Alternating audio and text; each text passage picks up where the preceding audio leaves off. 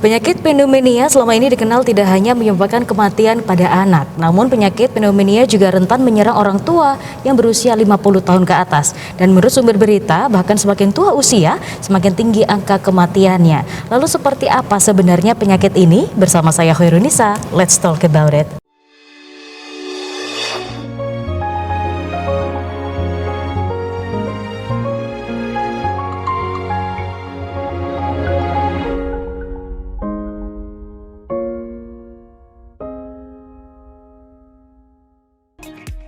Ya pemirsa, kembali lagi bersama kami dalam program Let's Talk. Pada episode kali ini kita akan spesial membahas tentang Pneumonia Day 2022 bersama dengan narasumber kita kali ini, yaitu Dr. Reski Tantular, spesialis paru konsultan. Beliau merupakan staf pengajar di Prodi Pulmonologi dan Kedokteran Respirasi FKUB RSSA Malang, dan juga dengan Dr. Kevin Wahyudi Prasetyo selaku PPDS Prodi Pulmonologi dan Kedokteran Respirasi FKUB RSSA Malang. Kita sapa terlebih dahulu.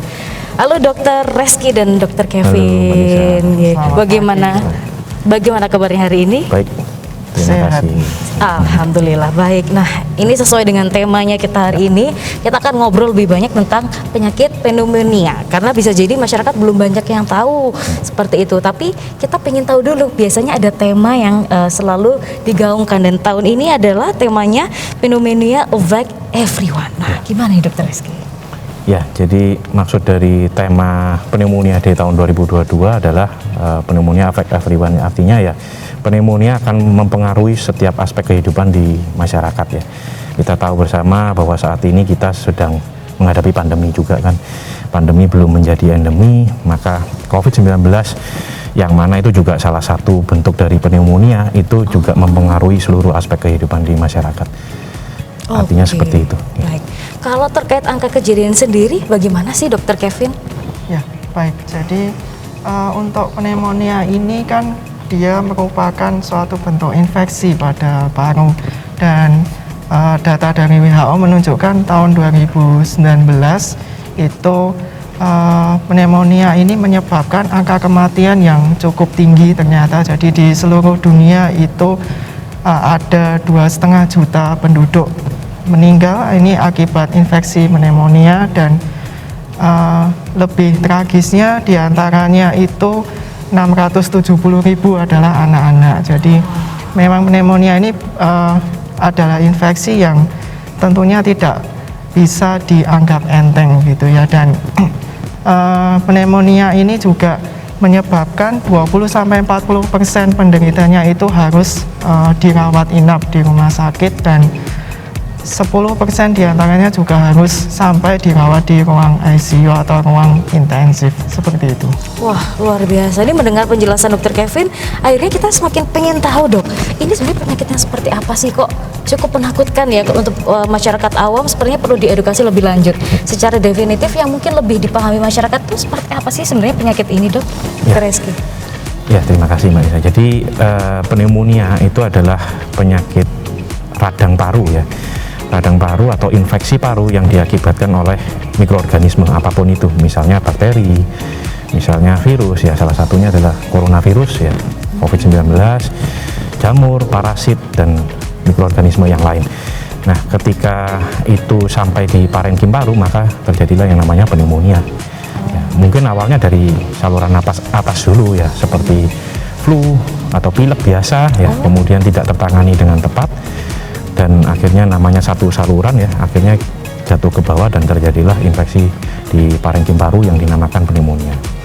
Oke, nah ini alasannya kira-kira kenapa ya dok seseorang bisa terkena penyakit ini? Apakah tertular atau mungkin ada faktor lainnya yang akhirnya membuat orang bisa terkena pneumonia ini dok? Ya, jadi ada beberapa faktor ya yang menyebabkan pneumonia terjadi di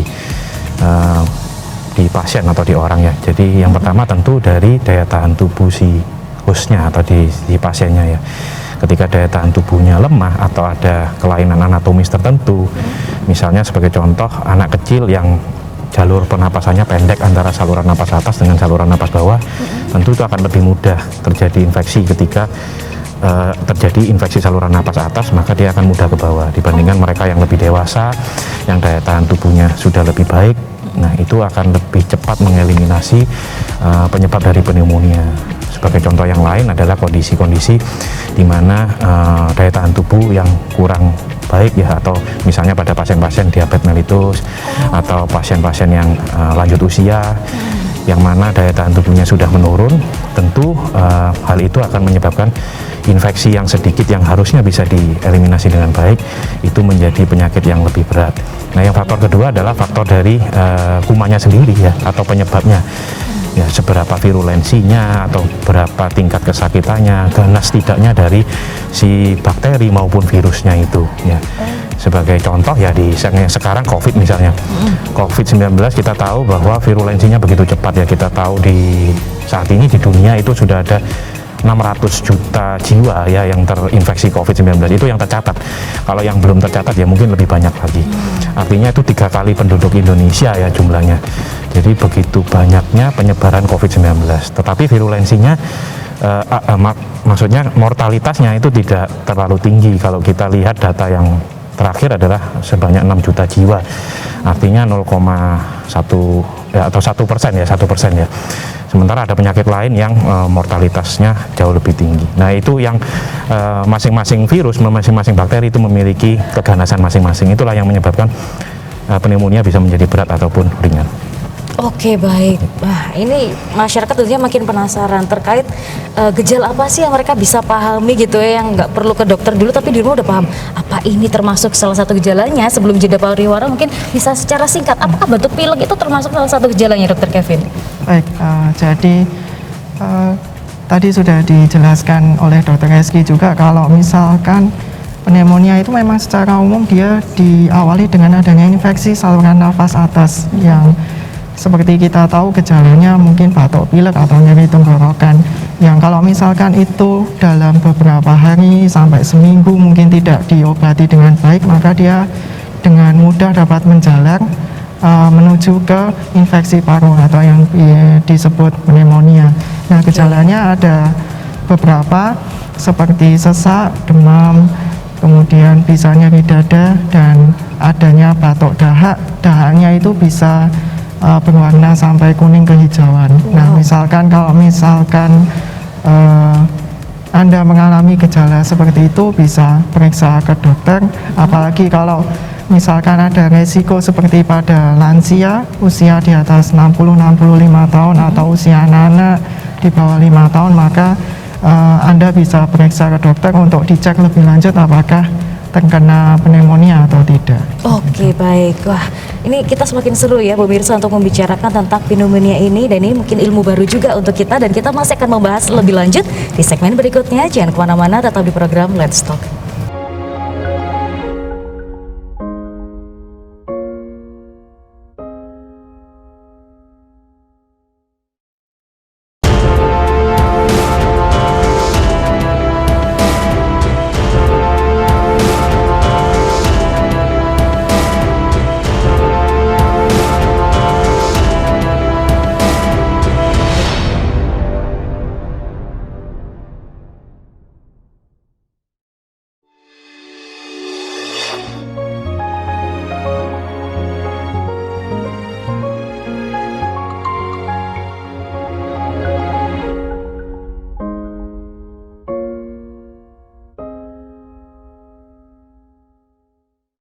Ya pemirsa, kembali lagi bersama kami dalam program Let's Talk, masih berbincang dengan Dr. Reski dan juga Dr. Kevin untuk membahas tentang penyakit pneumonia. Di segmen sebelumnya kita telah dijelaskan secara definisi sampai gejalanya itu seperti apa. Nah, kita masih ingin ngobrol lebih lanjut lagi nih ke Dr. Kevin. Nah, terkait pneumonia ini apakah merupakan sesuatu penyakit yang sulit disembuhkan atau bisa nih dengan penanganan yang cepat orang ada kesempatan untuk cepat sembuhnya juga, Dok? Baik, jadi seperti di awal tadi disebutkan bahwa pneumonia ini adalah penyakit infeksi. Jadi pada dasarnya kita harus tahu terlebih dahulu penyebab infeksi tersebut. Jadi pneumonia ini bisa disebabkan infeksi bakteri, virus seperti pada kasus COVID dan jamur dan lain-lainnya. Nah, pada dasarnya kita perlu ketahui ada yang namanya pneumonia komunitas, yaitu pneumonia yang biasa atau awam terjadi di komunitas atau di masyarakat.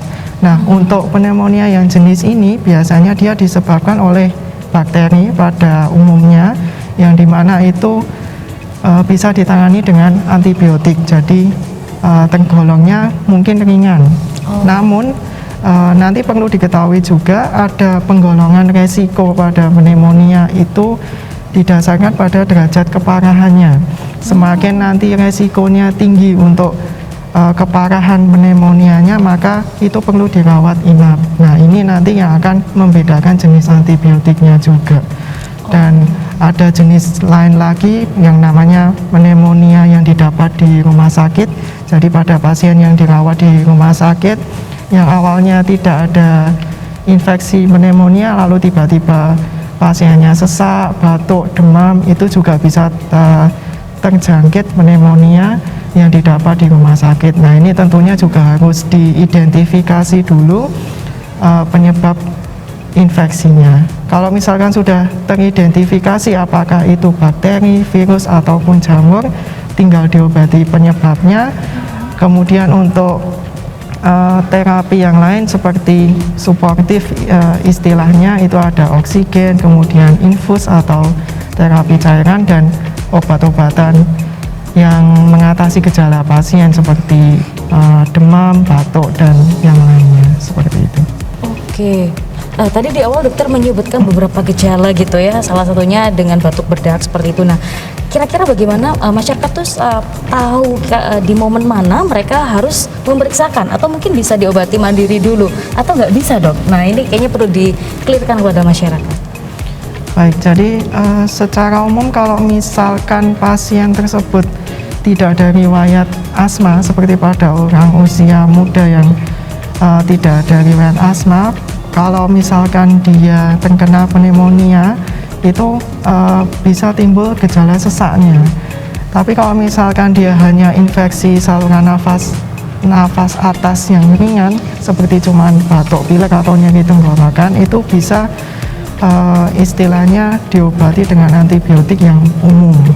Nah, itu bisa ditangani oleh dokter atau fasilitas kesehatan yang seperti puskesmas yang tingkat pertama. Tapi apabila itu sudah gejalanya bertambah berat, batuknya semakin tidak sembuh, kemudian tiba-tiba dahaknya menjadi kekuningan setelah beberapa hari, biasanya timbulnya setelah beberapa hari infeksi itu terjadi. Jadi tidak terjadi dalam waktu 1 hari, tetapi beberapa hari. Nah, itu misalkan timbul gejala itu, maka kemungkinan bisa diperiksakan untuk dicek adanya pneumonia atau tidak. Oke, baik. Nah, tadi dari penjelasan terkait gejala yang dijelaskan oleh Dokter Kevin, itu kita tuh masyarakat umum mikirnya mirip-mirip ya sama COVID-19. Nah, Dok, apa sih sebenarnya perbedaannya? Karena di segmen 1 tadi dokter juga sempat bilang COVID-19 ini juga kayaknya bagian dari pneumonia. Nah, ini kira-kira apa sih, Dok, perbedaan terutama dari sisi gejalanya biar lebih mengenal masyarakat tentang penyakit ini? Ya, terima kasih Mbak Nisa. Jadi COVID-19 adalah bagian dari pneumonia secara umum, artinya dia merupakan salah satu bentuk pneumonia, dan pneumonia sendiri juga bagian dari salah satu gejala pneumonia. Tetapi COVID-19 itu kalau kita bicara tentang COVID-19 ya, itu spektrumnya begitu luas, mulai dari tidak bergejala atau asimptomatik ya, sampai ke yang gagal napas, sampai ke muncul ke organ-organ lain ya, misalnya diare atau bahkan pusing. Itu juga bisa salah satu atau beberapa gejala-gejala dari pneumonia dari COVID-19. Nah, kalau kita ditanyakan apa bedanya, sebenarnya ya sama saja. Kalau misalnya si COVID-19 ini bermanifestasi pada parenkim paru ya, dia tentu akan menimbulkan gejala pneumonia pada umumnya ya. Nah, kalau pneumonia itu begitu luas ya. Ada yang sebabnya akibat bakteri, ya, ada yang akibat virus, salah satunya adalah COVID-19. Nah, kalau bakteri tentu dia akan berespon terhadap pemberian antibiotik, sedangkan kalau virus tidak akan berespon terhadap pemberian antibiotik kecuali dia memang ada infeksi sekunder. Jadi sebenarnya ya sama saja kalau mengenai gejalanya ya, asal dia sudah timbul di parenkim paru. Sedangkan kalau COVID-19 yang ringan mungkin tidak sampai terjadi pneumonia, mungkin bisa batuk pilek seperti flu biasa. Oke, jadi ketika masyarakat tiba-tiba batuk pilek tapi tidak kunjung sembuh, mungkin lebih baik segera ke dokter gitu ya, Dok? Betul, dan tadi menegaskan ya apa yang dikatakan Dokter Kevin ya tentang antibiotik, masyarakat itu seyogyanya tidak membeli secara bebas ya. Karena boleh ya, Dok? iya, karena ada yang namanya resistensi antibiotik ya. Antibiotik ketika sering dipakai lama-lama dia jadi tidak mempan, yaitu yang menjadikan penyakit baru. Ada yang namanya superbug di India itu ya, yang beberapa 2 minggu atau 3 minggu yang lalu. Artinya ya si dokter ini tidak bisa lagi memberikan antibiotik yang ada di rumah sakitnya akibat semuanya sudah dipakai, akhirnya bakterinya resisten. Waduh. Ya.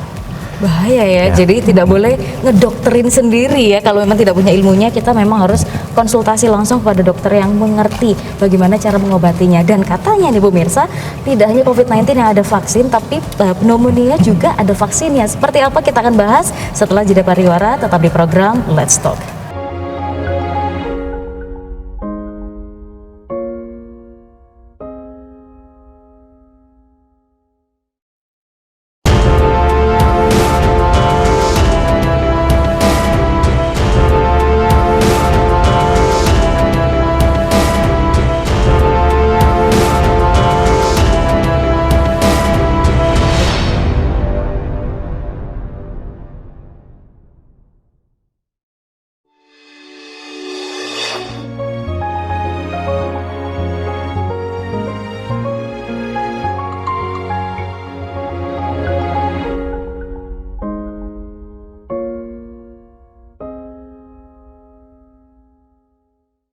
Ya pemirsa, kembali lagi bersama kami dalam program Let's Talk, masih berbincang dengan Dr. Reski dan juga Dr. Kevin mengenai pneumonia. Nah, pada segmen kali ini kita akan membahas lebih lanjut terkait vaksin. Ternyata tidak hanya COVID-19, penyakit pneumonia juga ada vaksinnya. Apa nih kira-kira dan siapa yang perlu untuk menggunakan vaksin ini? Bagaimana Dr. Reski? Kalau kita bicara tentang pneumonia ya, itu artinya seperti yang awal bahwa banyak sebabnya, bakteri, virus ya, jamur, parasit dan lain-lain. Sedangkan kalau kita bicara tentang vaksin adalah suatu imunitas yang didapat. Suatu imunitas ini tentunya akibat buatan ya, akibat imunisasi. Jadi memang secara sengaja kita melemahkan virus ya atau bakteri, kemudian masuk ke dalam tubuh supaya menimbulkan antibodi. Nah tentu kalau tadi pertanyaannya apakah ada bedanya? Ya ada bedanya tentang vaksin COVID-19 dengan vaksin pneumonia yang lain, seperti contohnya pneumokokal ya, influenza, yang mana vaksin-vaksin tersebut sangat cocok diberikan pada mereka yang rentan. Seperti misalnya tadi yang usianya lebih dari 65 tahun, yang lanjut usia maupun yang balita ya. Tapi tidak ada salahnya yang di usia produktif pun kalau memang mau mendapatkan vaksin ya untuk menjaga daya tahan tubuhnya supaya terlindung dari pneumonia, itu juga bisa ya. Jadi vaksin influenza juga bisa diberikan pada mereka yang dalam usia produktif ya, untuk mencegah terjadinya influenza. Tetapi sekali lagi vaksin itu adalah sesuai dengan strain yang dimasukkan ya. Jadi bukan berarti kalau di vaksin influenza akan bebas influenza selamanya ya, atau mungkin dalam waktu rentang tertentu, tidak seperti itu ya. Tetapi juga sifat dari vaksin sendiri belum tentu mencegah 100%. Seperti contohnya vaksin COVID-19 itu mereka yang sudah divaksin 3 kali atau bahkan 4 kali tetap aja bisa kena ya, tetapi tidak menjadi berat ya. Jadi bedanya antara yang divaksin dengan tidak divaksin adalah derajat penyakitnya, bukan pasti kebal tidak pernah kena COVID ya, itu tidak benar ya. Nah kalau untuk vaksin ini bisa didapatkan di mana, Dok? Yang mana? Yang pneumokokal pneumonia ya, seperti itu ya, itu ada di, kalau itu ada di fasilitas kesehatan rumah sakit ya, misalnya di rumah sakit maupun di klinik-klinik itu bisa. Tapi harus periksa dulu ya, untuk dinyatakan perlu atau tidak. Ya. Oke, baik. Nah, biasanya kalau kita berobat ke dokter kan sarannya lebih baik mencegah daripada mengobati. Nah, Dokter Kevin nih mungkin bisa membantu menjelaskan ke pemirsa gimana sih langkah-langkah pencegahan biar kita tuh nggak sampai kena penyakitnya, jadi bisa melakukan hidup sehat. Seperti apa, Dok? Ya, jadi benar seperti dibilang tadi, kalau misalkan yang namanya penyakit itu lebih baik mencegah daripada mengobati. Jadi untuk pneumonia ini karena dia merupakan suatu infeksi, maka langkah awal untuk pencegahannya bisa berupa dengan menjaga kebersihan lingkungan sekitar. Jadi ini karena kalau misalkan lingkungan itu kotor, maka secara otomatis banyak kuman, banyak istilahnya patogen yang berkumpul bersarang di situ. Jadi kalau misalkan kita berkontak dengan lingkungan yang kotor itu, maka itu akan menjadi salah satu sumber poten yang bisa menginfeksi tubuh manusia jika patogen itu terhirup, apalagi terhirup, maka itu akan bisa menginfeksi. Kemudian selain itu juga menghindari yang seperti kita tahu polusi udara, kemudian gas-gas yang berbahaya seperti yang asap akibat pembakaran sampah, kemudian asap-asap kendaraan yang polusi yang makin hebat tentunya akhir-akhir ini, dan tentunya asap rokok. Jadi rokok. Ya, anjuran jangan merokok ini dikumandangkan sepertinya untuk hampir semua penyakitnya. Jadi bukan hanya untuk kanker, tapi juga untuk asma, untuk penyakit PPOK atau paru molor, dan sekarang juga untuk pneumonia ini ternyata asap rokok juga bisa mempermudah terjadinya infeksi. Jadi itu juga salah satu yang berbahaya juga. Selain itu juga konsumsi makanan gizi seimbang. Jadi memang secara umum ini daya tahan tubuh kita juga harus terjaga dengan baik. Ya. Salah satu caranya tentunya dengan pola hidup sehat, makan gizi seimbang, kemudian olahraga juga yang teratur, tidak merokok, dan yang lainnya.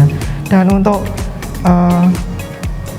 bayi itu biasanya dari penelitian disebutkan bahwa ASI, jadi makanya anjurannya kan ASI eksklusif 6 bulan. Jadi ASI itu juga ternyata bisa meningkatkan imun dari si bayi, sehingga juga bisa menurunkan resiko untuk terjadinya pneumonia. Dan cara yang lain tentunya vaksin seperti yang tadi sudah dibahas. Oke, baik. Wah, Dok, ini karena spesial berkaitan dengan pneumonia D, tentunya ada pesan yang harus disampaikan ke masyarakat berkaitan dengan tema ini.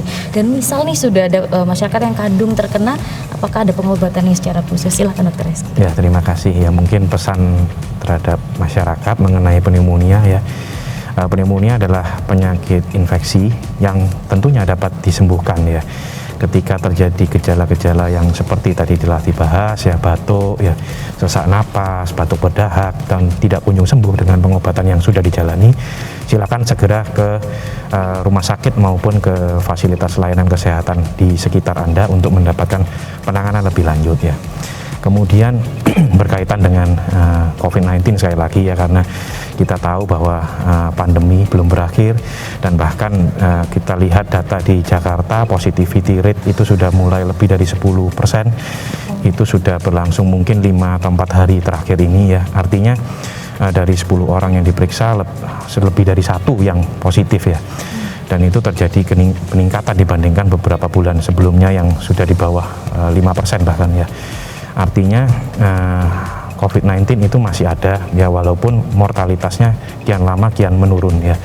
Tetapi itu tidak menjadikan rasa aman terhadap kita ya, karena masih ada jumlah kematian, masih ada keluarga yang kita sayangi, misalnya orang tua, nenek, kakek yang memang punya komorbid. Mungkin kita tidak sakit, tapi kita bisa menjadi pembawa dari virus ini yang bisa membunuh dari orang-orang yang kita sayangi. Ya, mungkin itu yang bisa saya sampaikan sebagai pesan-pesan di masyarakat. Terima kasih banyak Dr. Reski dan juga Dr. Kevin sudah sharing ilmu yang luar biasa. Tentunya ini membuka ilmu baru buat masyarakat juga. Semoga sehat selalu dan kita ada kesempatan buat ngobrol-ngobrol lagi ya, Dok. Dan pemirsa, tak terasa 30 menit sudah kita berbincang pada episode kali ini. Saya Khairudisa beserta seluruh kru petugas mohon pamit undur diri. Terima kasih atas kebersamaan Anda dan sampai jumpa.